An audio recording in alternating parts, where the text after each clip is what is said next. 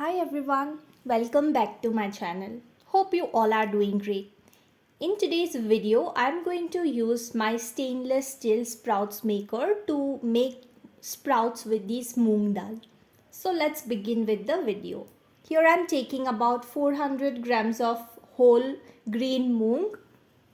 We'll add some water and we need to wash them really well to ensure there isn't any dust or dirt that is there in the moong.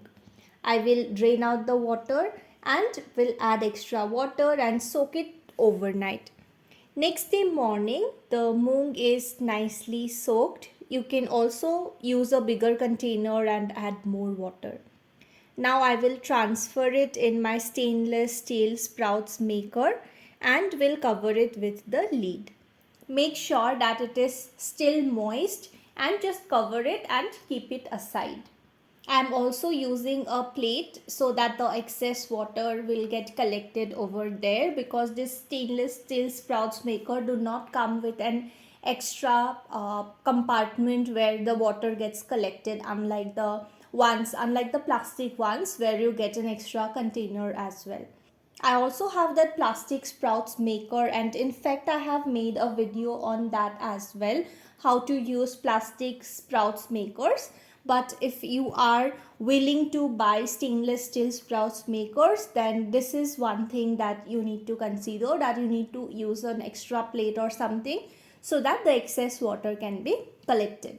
Now next day, this is what the moong looks like, and you can see all the excess water that got collected in the plate. So what we need to do is we need to rinse it. You can just put it under running water so that everything is washed properly. It is again moist so that the sprouts become longer, and then cover it and keep it aside for another day. This is on the next day, that is like after 2 days. This is what the sprouts look like. It is like completely full, and sprouts have also come out really nice. Let me just transfer this in another container so that you can see what is the growth or what is the progress. Now if you want longer sprouts, like even longer sprouts, what you can do is you can keep it in a lesser quantity so that there is space for the sprouts to grow. But I think this much length is enough. You can start consuming it as well. But just in case you want longer sprouts, then you can keep in lesser quantity so that there is enough space. In my case, there was no space left, so I just transferred it in a container and I'm going to consume it now. Now the quality of sprouts may vary depending on which part of the country you live in, or where you live in, right? Depending on the climatic condition.